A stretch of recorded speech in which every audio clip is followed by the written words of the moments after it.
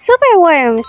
Napa-order ako ng second batch ng superworms after 3 years. Actually, meron pa akong superworms from my first batch, pero hindi na yung original from the first batch Parang kaapo-apo-apo-apohan na nila. Dahil nga 3 years na ang lumipas. Medyo natutunan ko ang life cycle nila or metamorphosis at napadami ko rin sila. So bakit ako bumili ulit ngayon? And ano nga bang ginagawa ko sa mga superworms? The first 2 years, nag-focus lang ako sa pagpaparami at paminsan-minsan ay may bumibili sa akin na nag-aalaga ng isda. Actually, nag-iisa lang talaga siya. In 2 years, siya lang talaga yung bumili sa akin. Tapos mga nasa around 60 pieces lang yun. Binibenta ko ng 50 pesos. Pero hindi siya regular, as in hindi nga siya weekly kung bumili. Siguro may 2 months interval or pag naisipan niya lang talaga. Pero sa unang batch pa lang, alam ko na ang potential buyer ko dapat ay mga pet owners. Yung may aquarium or alagang isda, may mga exotic pets like iguana, lizard, tarantula, sugar gliders, and even hamster. Pero aside from pet food, pwede rin to sa tao.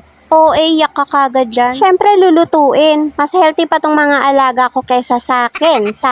Fruits and veggie kasi ang pinapakain ko sa mga alaga ko. Vegetarian yarn, though omnivore sila in nature. At hindi ito ang kanilang final form or final stage in life because ang adult form nila is yung darkling beetle. Kaya kahit superworm ang pangalan nila ay hindi sila connected or hindi sila kamag-anak ng regular worm na nakikita mo sa lupa-lupa. Larval stage pa lang ito ng darkling beetle. And nabanggit ko nga kanina, metamorphosis ang kanilang transformation just like the butterflies. Kung ang butterfly ay merong caterpillar, ang darkling beetle naman ay merong superworms. Siguro dapat magprotesta at magpalit na rin sila ng pangalan tulad ni Charmaine. Kasi napagkakamalang worms, hindi nga sila worms. Siguro ang ipapangalan ko sa kanila, Betty la Super. Betty kasi anak nga ng beetles at super dahil nga super siya sa protein.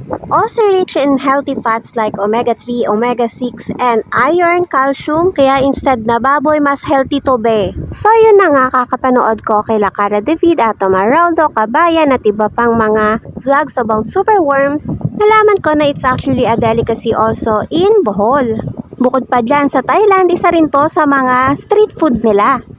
So in 2 years, hindi nga ako nagluluto, benta-benta lang ako ng live superworms. And this year ko lang siya talaga na try iluto. Dahil pa sa pangungulit ng isang friend, dahil open-minded naman siya about exotic food at nagtiwala siya na maluluto ko ng maayos. Actually, may mga available na naman talaga online dahil nga delicacy siya sa Bohol pero lalayo pa nga ba ng pag-order, try na nating iluto. And after ng first tikiman session, nagustuhan nila at nagpa-order na nga. Kaya ayun, naubusan ako bigla ng superworms. Meron namang natira pero paliliit pa sila so kailangan na ng bagong batch. Medyo matagal kasi ang aantayin kung palalakihin at patatabiin ko pa sila. Etong niluto ko sa video is galing pa sa original batch na meron ako. At dahil nga almost naubos na yung superworms ko, do meron pang natirang maliliit, nag-decide na ako mag-order ng another batch. Large sana yung ordering ko para habang nagpapalaki pa yung original batch ko, meron akong ready pwedeng mailuto kapag may order.